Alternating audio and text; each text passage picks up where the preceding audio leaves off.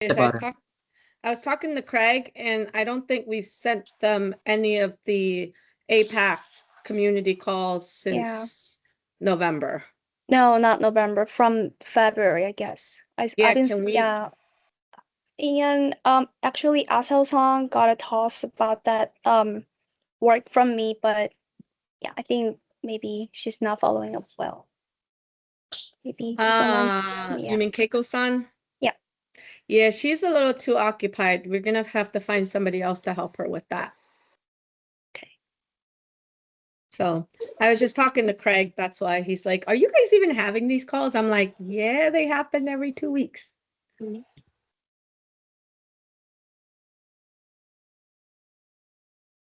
I will talk about it with Song later. Okay. I see some new faces today. Do we have any? Yeah. Jiwon, I did want to introduce some colleagues of ours from Australia, from the Therapeutic Goods Administration. Cool. So Nicola Murphy, I think, and her team. I can see them online. Yeah, welcome, Nicola. Did you want to quickly introduce yourself and your colleague to the team? Sure, thanks, Nicole, and thanks for the invitation to attend this meeting.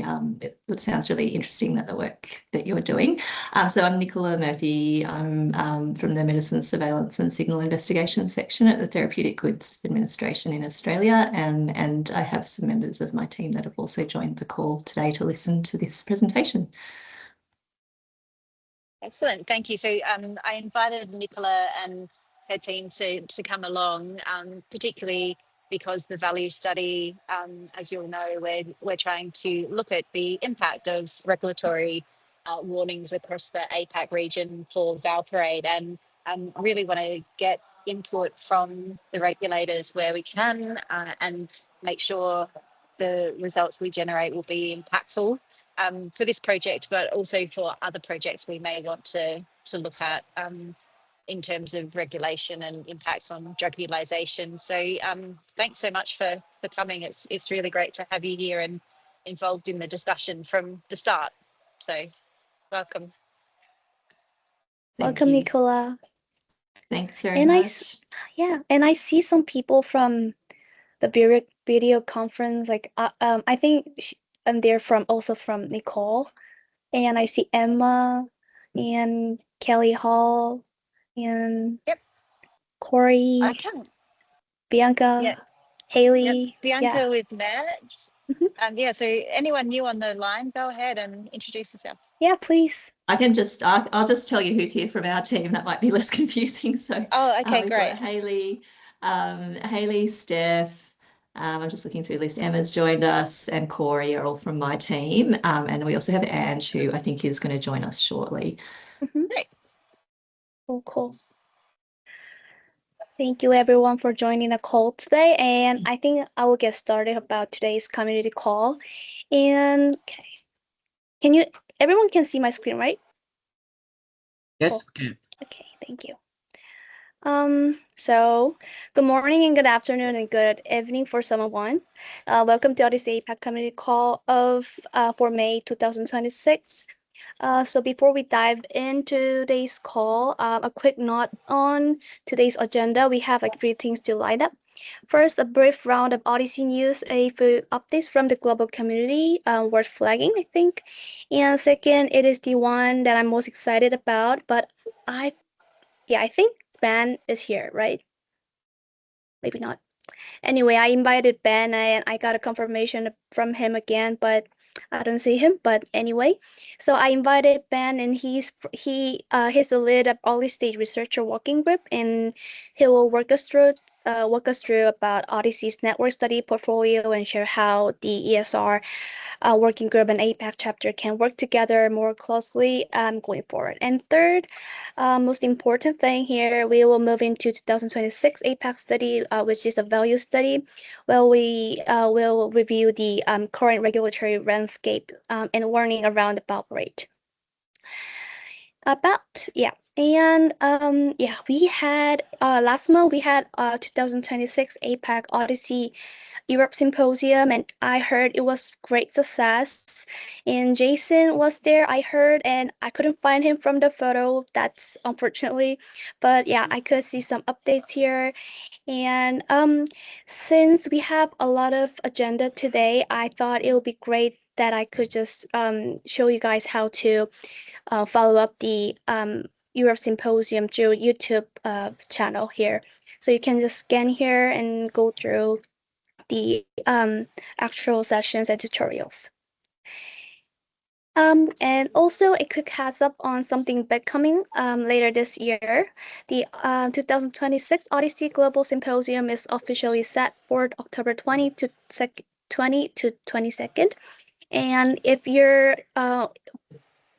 it's your first time, I believe it will be generally the best opportunity to like each year to meet the people behind the work and get a hands-on with like what the community is building together.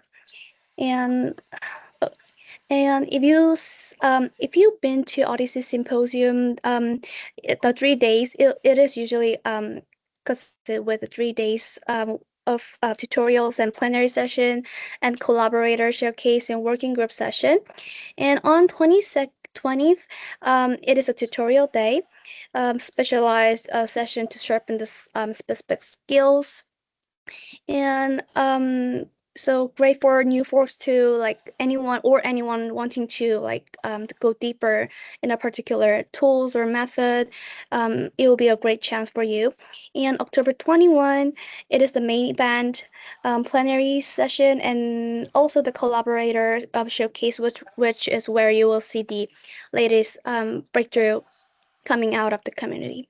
And October 22nd, we usually wrap up with the working group activities, and we also, of course, we have APAC working group, and we have a bunch of different working groups. So there will be gonna a lot of activities. It is on hands-on like problem solving day, and also you can like discuss like deeply about your study too. And there are two QR codes on this side. On top is for the tutorial program, and down here, it's about the submitting the abstract. So we have like I updated like few key dates, and submission deadline is finalized, and we have like 18 days left for the abstract submission. So that's a one flag. So yeah. And okay, of course, and another coming for a big OHDSI APAC event, and I'm very excited about like how it's shaping up in Korea. And we'll be showcasing, of course, we'll showcase the value study and also a lot of APAC research and technical work happening across the region. And whether you're on the method side on data or building tools or even you're in like a industry, there will be something to plug into, I believe. And we, as Chen mentioned before, we are also planning a datathon alongside the main program. So more hands-on is like you will get a great chance to actually work together. And for the detailed announcement, Gan is working really hard on it, and it will be going out very soon. So please keep an eye on the channel. And is Ben here, or is he still not here? Okay. Hi, Ben. Benjamin Daniels is not Ben, right? Okay. I think he's here. He's here. Ben, I want to hear your Ben- voice. Ben Daniels is a colleague of mine from Oh, Australia. Okay, So different okay. Ben than Never we're mind. expecting, I Um, think. Yeah, sorry, I don't Unless- think I'm the Ben you're after. Yeah. Sorry, Ben Daniels. You can sorry. always pretend to be that, Ben. I don't think I'd And- get far, but good to know. Okay. Actually, he gave us the slide of the today's session, and I will skip really fast. And Nicole, is it okay if I toss it the floor to you, and we can have more time to discuss about the value study? Absolutely. How's that sound? Do you Okay. want me to start? Do you want me to start with the value study, and we can just wait to see if Ben Okay, that sounds joins? perfect. Yeah, yeah. And then perhaps you can, if he doesn't, then you can go through the slides. Yeah, sorry. Then So yeah. So before Nicole starts her session, so last 2 weeks ago, I gave a speech presentation about the theory and characterization and treatment pathway, and today Nicole's gonna give us a quick review about the treatment guidelines, and these are our path that we're gonna go through. So everyone, we are spending our time on both scientific forum and community call, so everyone could join, so we don't have to like spend another meeting for like last year. So yeah, that's it, and I will toss the floor to Nicole. Great, thank you, Jiwan. I You're will welcome. share my screen. Okay. All right. Are you seeing my screen? Yep. Yep. Excellent. Well, thank you, everyone, and especially again, thanks to the folks from the Therapeutic Goods Administration for joining the call.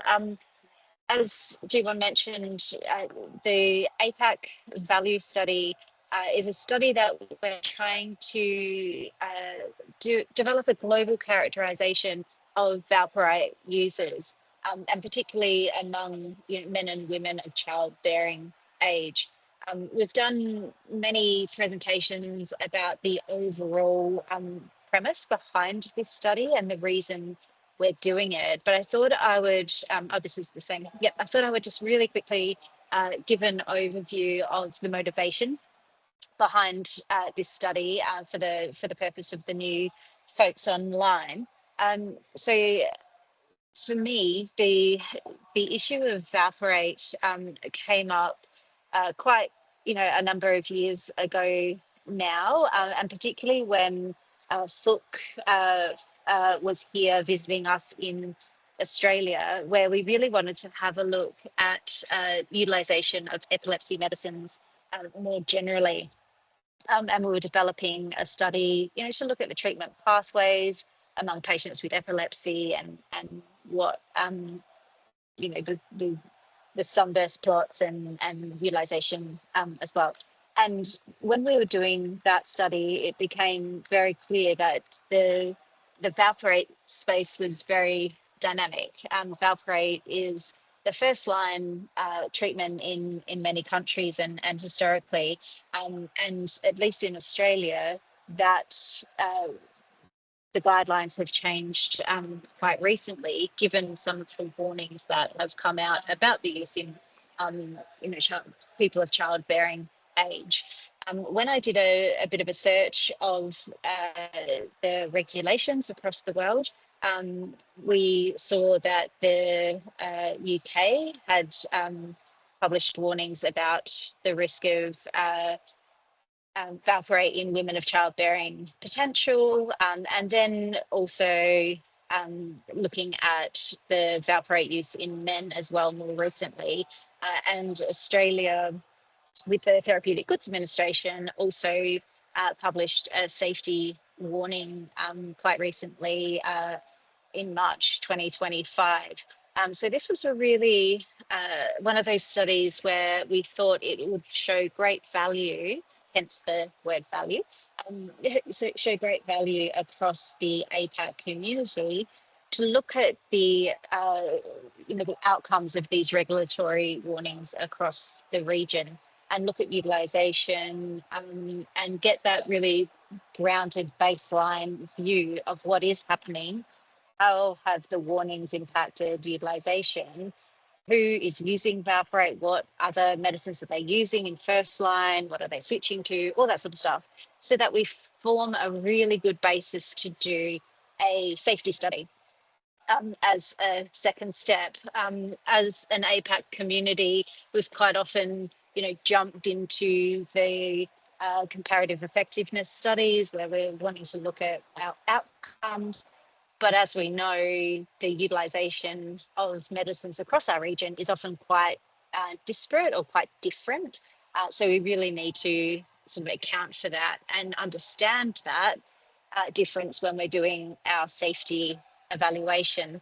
So we really thought that this question was a really good grounding and a really good basis for doing that safety study. And me as a researcher, I absolutely see the value of doing drug utilization studies as the first step in any safety or effectiveness study that we want to do. It's absolutely essential that we understand what medicines are being used, how they're being used in the different countries that we're doing our network studies in, and understand how that plays out in terms of the effectiveness. So I then gave some homework to you all 2 weeks ago to review the guidelines and warnings on the use of Valproate across the APAC region. And I'm absolutely blown away by the investment that you've all made in this really important study. So we had an Excel spreadsheet that we posted on the team's website, and we asked folks to put in their, different examples of the regulatory warnings across the countries. So we've got all of these countries that, and outside of APAC as well. So we've got, a review of regulatory warnings for 14 countries. And we've got a list of 16 contributors to that list of information. So congratulations, everyone. I'm really, really so grateful for the participation of you all in doing this piece of work. And that spreadsheet is ginormous, right? It has lots of information, lots of links, lots of detail, and it's going to be a really important background piece to the study. So I wanted to hand over to Bianca and Jack at this point to have a look at some of the synthesis they've done of that ginormous website and see if we can start to pull out some themes and set the basis for the utilization study that we're going to do. So Jack and Bianca, did you want me to continue to share my screen, or did you want to take over? I'm happy if you keep showing your screen, Nicole. Okay. Yeah. Bianca, do you want to briefly detail how you synthesize the information? Oh, by plugging it in Claude. Yeah. Yeah. I think it's easy to see when you look at it from this time frame that there's been quite a slow response between the initial results. I'm not sure if you can see it that well, but Valproate was first marketed in around 1960s. And the first kind of early case studies that it could have increase the risk of malformations came in the 1980s, and then was kind of strengthened in the 1990s, with this kind of becoming well documented on the packaging. But it wasn't until around 2011 there was this need study that confirmed that children exposed to Valproate also showed significantly lower IQ scores, and potentially also had some neurodevelopmental harm. So these kind of findings then led to, I guess, the spur of regulatory responses that you can see across these different countries. From about 2015 onwards, the European Medicines Agency kind of decided that they were going to put in a mandatory pregnancy prevention program, or PPP as they call it. So that means that Valproate is explicitly contraindicated in women and girls of reproductive age, unless they're enrolled in a certain program. Lots of countries took different roads. Australia, we decided to just increase their education rather than restrict access. And then in 2020 for us, we had other anti-epileptic alternatives subsidized as first-line therapies. So it's been a very, I think, long and slow response overall. And another thing that I think came out was just that there's kind of a few different regulations based on whether valproate's used for epilepsy versus bipolar versus migraine or other things. And yeah, those kind of considerations in the study. Did you have anything else to kind of add, Jack? Oh yeah, just to help orient people to the figure that Bianca put together as well, with all that very generous information that everyone shared, I also wanted to express my thanks because we kind of started it off and we're worried that there was just a lot of Australian and other data that we could find, but having people validate the links that we put in originally was really good to have as well. We were just really in awe of you. So thank you for that. So with what you can see here is those like sort of bluey purpley colored dots are all the maternal warnings, and you can see that they happen a lot sooner than the paternal regulatory warnings or statements that were put out or the communications that were put out. And so I guess it's only been around that 2015 period that Bianca was mentioning that we started to see some action or studies looking at perhaps the paternal effects. And I think maybe in practice those things still aren't realized by patients as much as the significant risks to women and fetuses, for example. And so I guess that raises lots of questions too about contraceptive methods for men and women who may be wanting to avoid an unplanned pregnancy, or thinking about becoming pregnant when they're taking epilepsy medications. If you want to, Nicole, there's just 2 more slides, I think, on this graph that we had in there. Each of these is just pointing out the different, so we filtered by maternal or paternal warnings there. And yeah, as Bianca mentioned, there was the recommending prescriber and patient education, including extra additional warnings on the boxes here in Australia when we're handing out medicines for patients rather than particular programs as such that other countries had. And it was interesting to see, I think in Thailand, someone might be able to correct me on this, but there was also warnings about, maximum doses in a day that people were taking, which I think was a interesting approach. And there was even directives to, switch the people off of these medicines before planning pregnancy as well. I think there was just one more slide there, Nicole, please. Yeah. And then this last one here was, that's exactly right. These are all just the paternal warnings that I was mentioning before. So the risks of the neurodevelopmental conditions or behaviors in men, in children born to men who are perhaps taking Valproate. I think that's all we wanted to say on that, unless you had anything more, Bianca.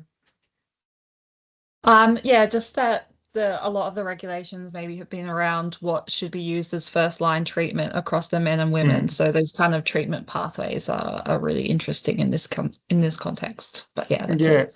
And as you're mentioning before, the diverse use of Valproate, I guess there's heightened risks in people with epilepsy and uncontrolled epilepsy if they're taken off the medication, and how that might harm exist in pregnancy, for example. But we even need to consider this risk when people are using it for other conditions that that it can be used for. Excellent. Thanks, guys.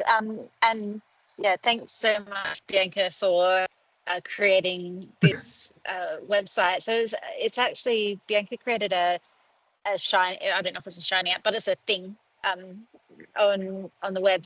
Are you able to share, or did you want to share the link to that, Bianca, or is that in your own I'll put it files? in the chat. Oh no, chat's not available. Yeah, so again, I'll put this it somewhere. gives you an easy way to, awesome. I'll upload so it you to the can play Teams for around you. with it. Oh, thanks. Yeah. Yeah, No so play around with it, have a look at your country, and let's make sure we haven't got any hallucinations there from the Excel spreadsheet into this shiny. So be great if you can have a play around with it, knowing what you know from your countries, and making sure we've got everything correct. So be great. Thanks, Bianca. It's a huge amount of work. Awesome. Okay, so given all of that, so as you can see, there's like a ton of different regulatory warnings. Oh, am I back? Hello? Yeah. Yeah, we can you. hear you, Sorry. Nicole. Oh, I've just had a pop up on my screen. Anyway, so yeah, there's quite a number of different warnings that have come out across the world, and I will be honest that I'm quite surprised at the variation, and that really gives us something to think about in terms of the methods that we're going to use to understand the impacts of these warnings on the utilization. And some of the things I'm thinking in my mind is, you know, do we consider a standard time and do before and after a standard time when the first warnings came out regardless of country, or do we do specific intervention points within a country and see what happened, knowing that a lot of the safety warnings from the EMA, for example, would be well known by doctors and patients perhaps in other countries, and what's the impact of that. So I think we've got some questions we need to answer about what exactly are we trying to do. Are we looking at particular points in time or specific to countries? So given the variability, so that's something just to keep in mind. I then wanted to just quickly remind everybody about what our aim for this particular study is. And as we discussed last time, the aim is to describe the utilisation patterns, the trends over time, and the population characteristics of patients who are prescribed Valproate to understand how the safety warnings translate into real world practice across different regulatory jurisdictions. So you can see that's now going to become quite complex, which is great because we've got lots of the different jurisdictions and lots of variation in the regulatory warnings. So it's a big aim, but that's great. We can solve this. So I just wanted to also present some work that I found from the UK, and this was looking exactly at what we want to look at, I think, and it's to say, well, what happened to the use of Valproate before and after the warnings, and this information was generated from the CPRD dataset in the UK. And what they did is they stratified the treatment pathways, or the sunburst plots, before and after the a particular point in time corresponding to the warnings in both men and women. So the top panel there on the top left looks at what happened to treatment pathways up until the end of April 2018. And you can, for those of you that haven't looked at sunburst plots before, have a look at G1's presentation from 2 weeks ago. But just briefly, we've got the first line therapies in that middle circle, and then the second line therapies as we move out from a circle. So you can see there, up to the end of 2018, the majority of first line users were lamotrigine, levetiracetam, and then Valproate in the green there. In the women, when we move across to the top right sunburst plot up the top panel there, we can see that there's been quite a change to first line use in women of lamotrigine, levetiracetam, and very, very few people, women, are starting on their Valproate. So again, this is the type of thing we can do across the countries and look at before and after and how that's impacted on first line and subsequent treatment pathways. And the bottom panel, we've got the males with epilepsy, age 16 to 44. And again, you can see there's been quite a distinct change in the practice of first line Valproate use. Quite a lot more first line use of Valproate in men prior to 2024, post that time there's been, you know, really big reduction in the use of Valproate in men in first-line therapies, with the dominant first line now being lamotrigine and levetiracetam. And one of the things that I was quite struck by, I think, is that you know, we've got very similar patterns between men and women, both before and after the warnings. However, there's very different sort of calendar periods that we're talking about here. So yeah, and the other thing that strikes me is the variation in that second, third, and fourth line. So again, that's something I think we need to really investigate as we go along. So what do people then switch to second line once they've, you know, perhaps been on first line and that's not controlling their epilepsy? So on the right there, I've got, you know, what happened to the use of Valproate in the CPRD data set. And, you know, this again will be similar to what we want to do across the APAC, is really highlight what happened to the utilisation and then highlight where the different safety warnings happened in calendar time. So you can see that for women, there was quite a reduction way back in 2018, and it's not really used very often as first line anymore. But then that the reduction happened much later in the men, which is that bottom panel there. So this is a really good example of the type of thing I think we're aiming for in this study. But you know, the extra element is our comparison across the countries, which will give us really rich information as well. So the next part is really just open for discussion. It's to think about, well, what are the population characteristics we're interested in knowing about? And so, you know, who was getting Valproate and who is still getting it now? And do we have particular groups of the patient population who are potentially, you know, needing health intervention support to manage the potential risks of use in those of childbearing age? So it's really just thinking through, well, what are the things that we want to measure across the countries to understand, you know, what's the public health impact, who's still using the medicines, you know, what are the typical patients that are exposed to Valproate, and is that appropriate? So I see that Jack and Bianca have added to the list I had, so that's really great. So what we're looking for here, I guess, is as we think about what is the protocol that we're going to be developing, what are the things that we need to specify?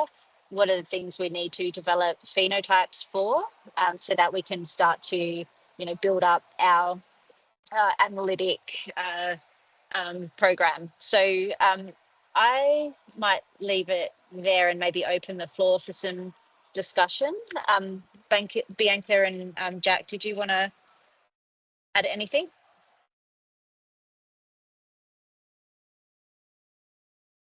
Not really. I think I just want to encourage everyone and sort of motivate them that, you know, this is the very start, like a utilization study. We're going to go through it all together and how to run and set up everything. And as you can see, there are a lot of spin-off studies that can come from this that will help us answer those questions that, you know, lots of clinicians want to know, and patients, you know, want to know as well.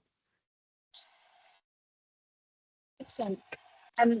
I might open the floor maybe to Nicola. Is there any sort of feedback from your perspective about the sort of premise of the study and the things we're looking at? And is there any comments or improvements that you think we could start to look at and evaluate? Thanks, Nicole. I don't have anything specific to add at this stage, but only to say this looks really great. And I think, you know, understanding what happens with utilisation after regulatory action is taken is really fascinating and important. And Valproate is something that, you know, our organisation has looked at safety issues at various points over over time, as you've highlighted in your presentation. So to have that information is just really invaluable. I don't have any particular feedback for the study. I don't know if anyone of my team had anything they wanted to add. No, thanks, Nicola. Okay, thank you. That's great. Yeah, we're really hoping that this study, as we called it, the value study, will help us to not only do this study but also look at other safety warnings. As in terms of drug utilization, we can actually feed that back to regulators just to monitor what's going on and what might be happening internationally that might be coming to Australia as well, and the impact. So great to have agree. Have you on board. Yeah. Very, agree. Like really useful. And utilization of medicines is certainly something that we look at when we're assessing safety issues. So that's really great. Excellent, thank you. Did anyone else have anything to add to that discussion? Nicole, hi. Yep. I know you already mentioned about like how we have to be, like how it is difficult to hard to define the core definition, because like the timing of the regulation of the differ like slightly across the countries, like within the APAC region, and like given that, like is there anything like something that we should keep in mind like when define the core definition, or is there any like pros and cons, like if we set the like one time, or we could like also set like different timing of the each countries, right? So especially since we have like a prenatal and paternal and maternal exposures like all being different, and I wonder like is there something, I thought there'd be a lot of to consider. And in your perspective, like which like what we have like I was curious. Yeah, that's a really great question. And when I was thinking about it and setting criteria at the start, we said, oh, we're going to look at people of childbearing age 18 to 44, just as an example. But I noticed in some of the warnings that wasn't necessarily consistent. So again, that's something we need to have a think about in terms of our inclusion criteria. Like, are we just going to stick with that age group, or are we going to include everyone but then stratify just so that we don't miss the edges, or so that's something we will probably need to talk about much more in depth at the next meeting, where we're trying to define the protocol and trying to set up the study. So that's one thing. The other thing is to look at when were the big regulatory actions that were taken. Like we've got a lot of them for the countries and lots of different modality or different ways of communicating those risks. Maybe they were black box warnings, or maybe they were communications to the general practitioner, or maybe they were general education activities. So I was wondering, maybe we need to consider maybe a hierarchy of warnings. I'm not sure what maybe the folks at TGA and other regulators across our region can give some input onto that. Like what are the thresholds for determining what kind of risk or what risk communication happens, and whether we use that kind of hierarchy to determine the timings, or maybe we don't bother at all. We just look at the utilization patterns and say, well, what has happened, and see where the changes have been made, and correlate that with the warning. So that's an open question in my mind, and I don't have the right answer, I don't think. Thanks. Nicole, I have comments as well. So last year I published a quite similar paper which investigates the impact of regulatory post-market safety of devices on prescribing patterns. But it was much simpler analysis, I think. But we investigated the drug usage patterns across several drugs for and based on CDM, but it was restricted to the Korean market only. So I think this value study is so interesting, and but once although I do not know much about the epilepsy. I think we may need to specify which epilepsy specify the epilepsies in the subgroup analysis, because that would affect much about the choice of the first line treatment or second line. And then I do not know much about the heterogeneity of the epilepsy across the regions. So maybe there will be several dominant epilepsies, like I don't know exactly, but some 2 or 3 or maybe more subtypes of epilepsy would be predominant across the country. So we may specify those epilepsies for the we can add the subgroup analysis for that. Mhm. Yes, I agree completely, and I think we can also look at not just epilepsy and the subtypes, but some countries will obviously use Valproate for bipolar as well. And I've had this discussion with Jack. It's still Valproate, but it is for a different condition, and we also may want to stratify the use of Valproate for epilepsy and also for bipolar. And the UK study that I showed just before, they actually did that. They presented the results for all of Valproate, but then they also stratified by bipolar and epilepsy, and showed that there really wasn't an impact of the warnings on the bipolar population. It was in the epilepsy, which is what you would expect.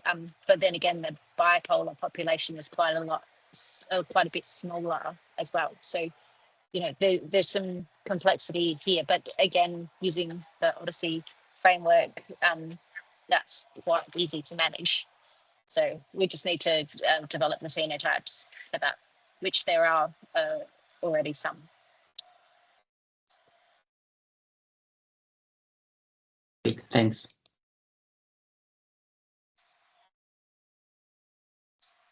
Are there any other discussions? All right. So, sorry. Go ahead. Sorry, I was muted. Go ahead, Nicole. Oh no, I was just going to do next steps. G1. Is that what you were going to talk about? Oh no, I wasn't. Since Ben is not here, okay. Before I move on, like Nicole, is that all we have to discuss about the value study today? Because the only thing I wanted to mention was that in the Okay. next 2 weeks, so in 2 weeks' time, we'll have another call, and we're really going to get into the designing of the protocol and making sure that we make some of these decisions that we talked about today. Okay. So Cool. come along to that, and we Cool. want to hear your input before we. Cool. Thank you for preparing the presentation, Nicole and Jack and Bianca. So one more question. Do we have any homework? Because since last time you gave us a homework, and that gave us quite a lot of motivation to like do stuff. So since you said we have to we're gonna design the protocol next in the next meeting. So if there's anything that the 16 contributors could do before the meeting, like we could do it as a homework or anything. Yeah. So if you have, if you can share it today, you can share it, or you can leave it on the Teams channel. Well, what do you think, Jack and Bianca? What would help? Mm. Hmm. Hmm. I wonder, everyone's thinking, I wonder whether the last slide I showed, which was around, some of Mhm, the characteristics, mhm. we can put them in the same spreadsheet Mm. and start to think about what are some of the other things we might want to look at. And, Yeah. I don't want to make this study bigger than her, because we have to remember our focus, and our focus is to just look at the utilization of Valproate Mhm, and the mhm, sequence and the treatment pathways, mhm, and mhm, look at some characteristics. You know, mhm. we don't want an endless list of things we need to Yeah, do, yeah, but it would be yeah. great to get some ranking of the priority of Mhm, some of those characteristics, and mm, whether or not there are already existing phenotypes that we can mm. leverage for some Okay. of those things. That would be great. And people can go and have a look at the phenotype library. That might be our Mhm.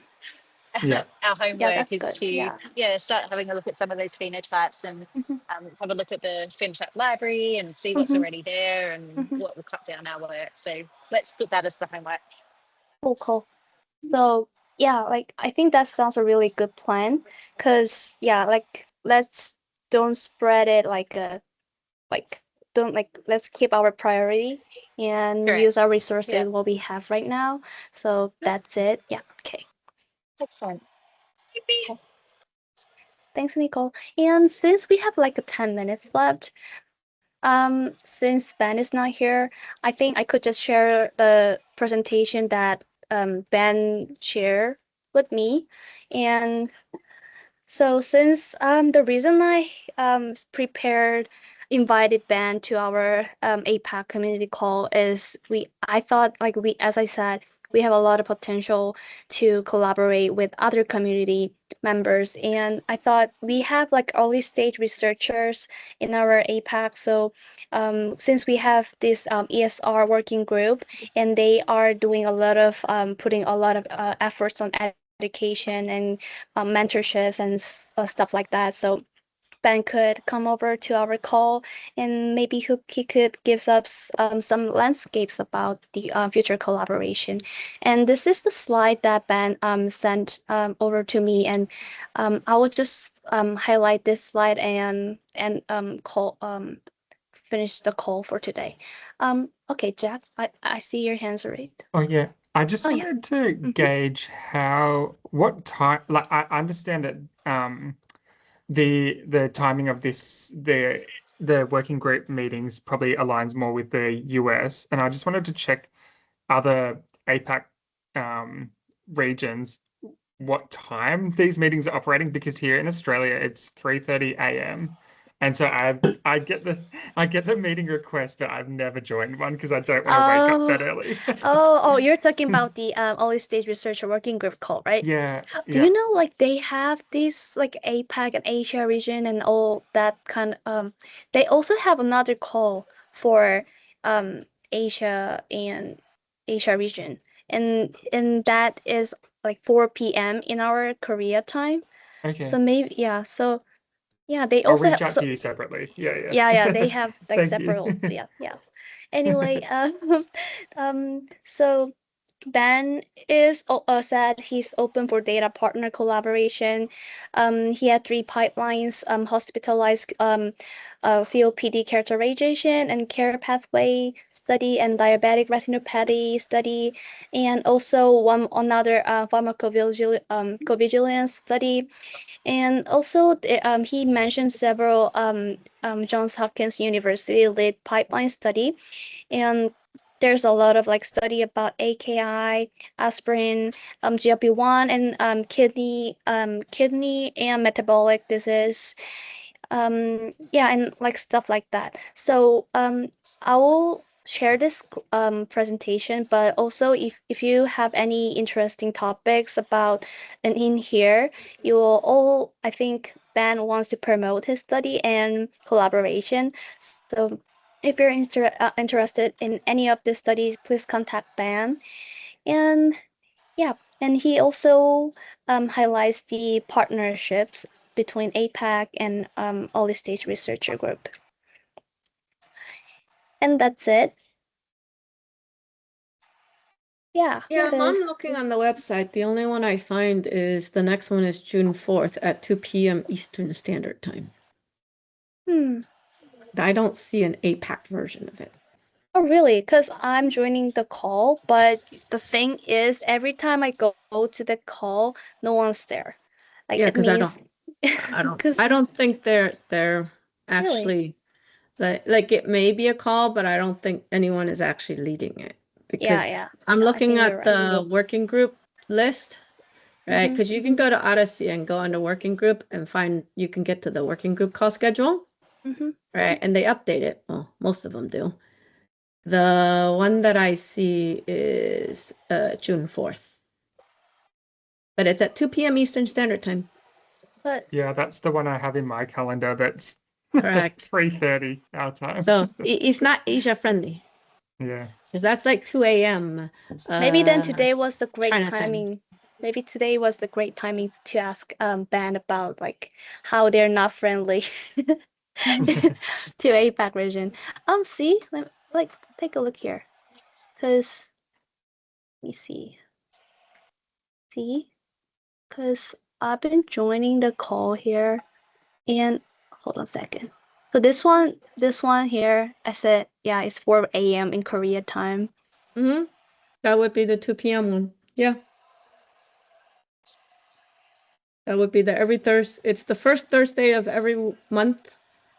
See here? At 2 p.m. Eastern Standard Time. Europe, East Coast, West Coast. Oh, okay, not this one.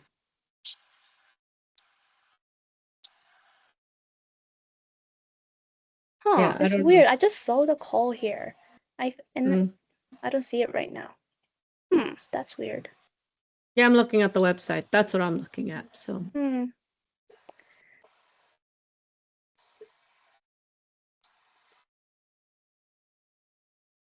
So it was 2021. It said East Coast, West Coast, and Asia, and 4 p.m. for KST, which is Korea time, and it was set for like 2021, so maybe a long time ago. So it's not. Yeah. So it's like almost No. like a dad meeting. Yeah, Cool, if I you look see. at the website, it's the most updated one because Elise asks for updates every week. Yeah. And the only one I see is that one. The one that Jack has, that's at 3:30 a.m. his time.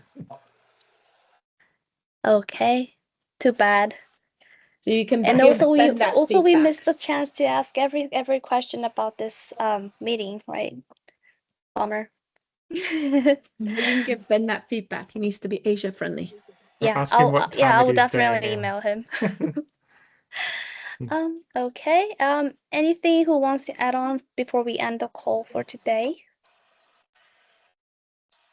No, I just wanted to thank our friends Nicola and her team for joining this call today. Yes. We really appreciate having the regulators at the table when we're designing studies. I think that's one of the things that we really need to do as an Odyssey community is make sure that we have our end users as part of the design stage to ensure that we're doing that evidence translation of all the good work we're doing. So thanks, Nicola, for agreeing to come along today. Hopefully, Thanks, giving you some Nicole. We things to really think about. enjoyed it.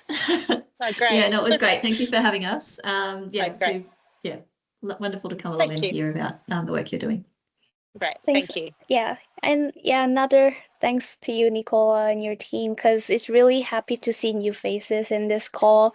So I want to see new faces. So whenever you have time or interest in this study, anytime you can join our call.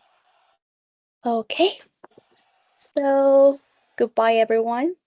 And I will see you guys in 2 weeks, right? Ciao. Yeah. Thank Don't you. forget your Bye. homework. Thanks. Bye-bye. Bye. Thank you. Bye-bye.